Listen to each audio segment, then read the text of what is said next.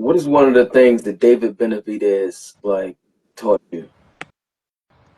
Any word of advice? Um, I would say the thing that I took from it the most, more than any advice or anything, was how he thinks.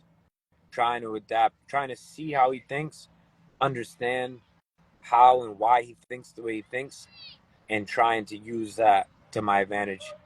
Because, like I said, and I think that's what really makes the difference between really good fighters, like let's say a Caleb Plant and him, is how they think, and that's what separates really good and elite. And Mm, he's no doubt elite, and he just thinks very differently, and it was something I really admired and respected how his mind works while he's in the fight, and mm, I think that's what sets him even more above the rest of the guys at his level. Is yeah, he's got the mm, power, he's got the speed, he's got a lot of intangibles that a lot of people aren't gifted with, but he also can outthink. He's always a step ahead, and mm, it's impressive. mm. Who would you like to see David Benavidez fight next? I mean, of course, Canelo, but actually, I mean, yeah, I mean, Canelo, because of all the hype and stuff, and it would be a cool fight just because Canelo's been, doing so well for so long. But it would be also, I would also actually really like to see him fight Bivol or BETERVIEV or both. I'd like to see, Mm, they're all big guys, they're power guys. Bivol's a very smart fighter, very, very, very complete fighter. So it'd be really cool to see.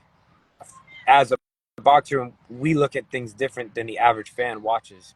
So I'd really like right, to see the differences. Like even watching the Bivol and Canelo fight, I saw things I think a lot differently than probably the way a lot of other people saw the fight, how they right. did things, why they did things. So I would really like to see. I'd like to see him fight all three of them, to be honest, because from a Mm, viewer standpoint, they would be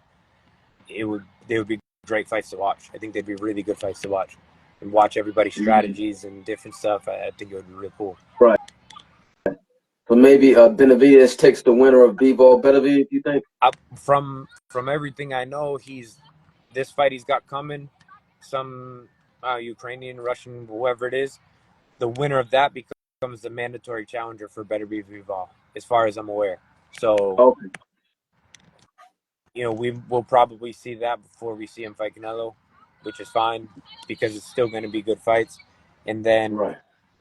it sets up the next fight for the other guy, whoever wins between Bivol and BETERVIEV, and then he fights.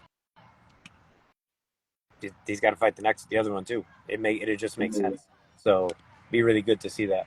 we got the insight from Drew Dwelly. What do you make of Canelo Alvarez saying, if he fight Benavidez, he has to get 150 to 200 million? You, I mean, if you want me to fight Benavidez, I'd want 200 million too. I get it. Trust me, I understand. But I think it's a little bit of a reach. You've already made more money than anybody makes in multiple lifetimes, and asking for that kind of money to fight him, I don't know. In my opinion, shows a little fear. It shows a little uncertainty, because if not, you'd fight him for the same amount you're fighting everybody else for. So, and I get it because he's a dangerous guy. He's a dangerous fighter.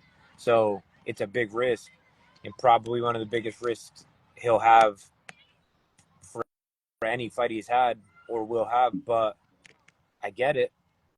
But at the same time, it's always says he does it because he loves it and he's doing it for the fans and stuff.